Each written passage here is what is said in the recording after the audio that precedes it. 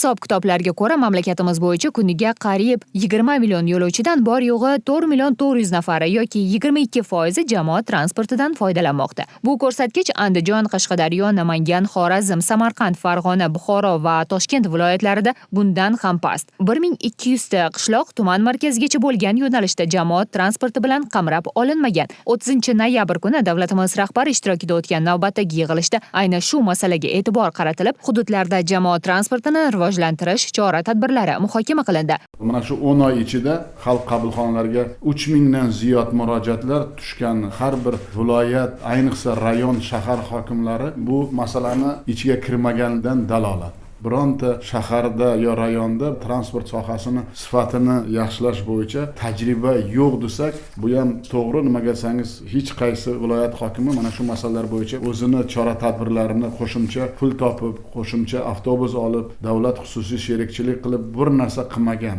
Qilgan bo'lsa ham nomiga qilgan. Har bir rayon bo'yicha bizda tahlil bor. Tizimli bir oyda bir marta, bir kvartalda bir marta rayonda sessiyasida, shaharda sessiyasida bu masalalar ko'rilmagan va bironta viloyat hokimining o'rinbosari o'zini sohasi bo'yicha mukammal bilimga ega emasligini ko'rsatdi.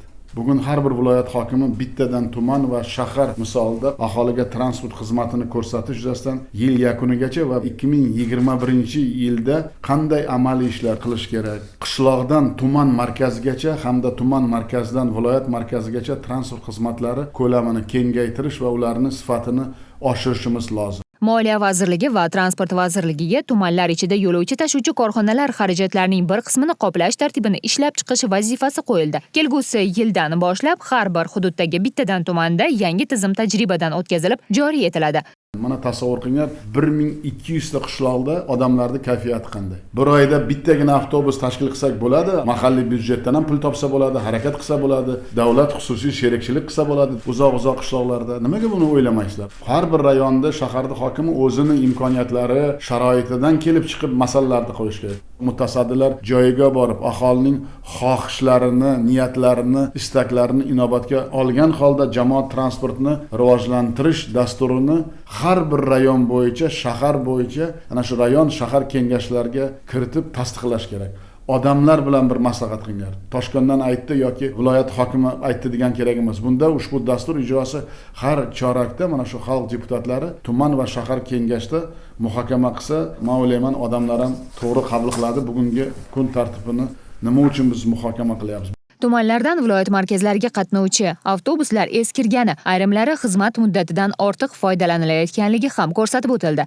Tumanlardan viloyat markazlariga yo'lga qo'yilgan qariyb 2,5 mingta avtobuslardan 40% 5-10 yil, 30% esa xizmat muddati 10 yildan ortiq eskirgan avtobuslar bilan ta'minlanganlik darajasi har 100 ming aholiga 24 tani tashkil etadi. Respublikada 5 mingta avtobus bekatlari yaroqsiz ahvolga kelib qolgan. Bu ham odamlarning kayfiyatiga juda katta ta'sir qilayotgan omil.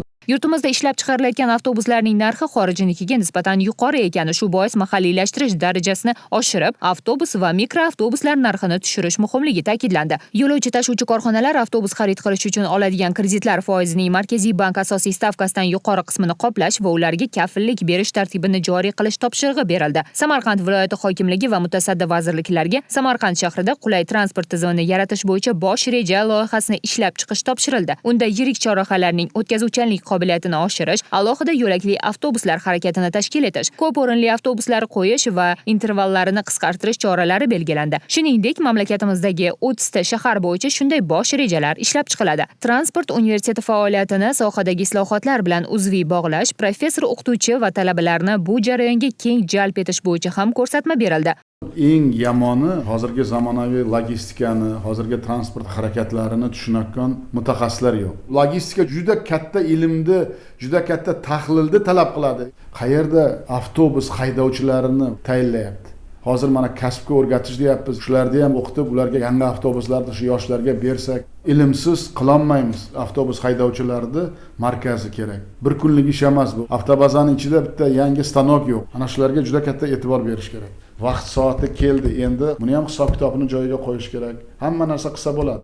Aholi talabidan kelib chiqib yangi yo'nalishlar ochish, mavjudlarini qayta ko'rib chiqish, avtobus bekatlarini rekonstruksiya qilish, bunga xususiy sektorni jalb qilish zarurligi ham ta'kidlandi.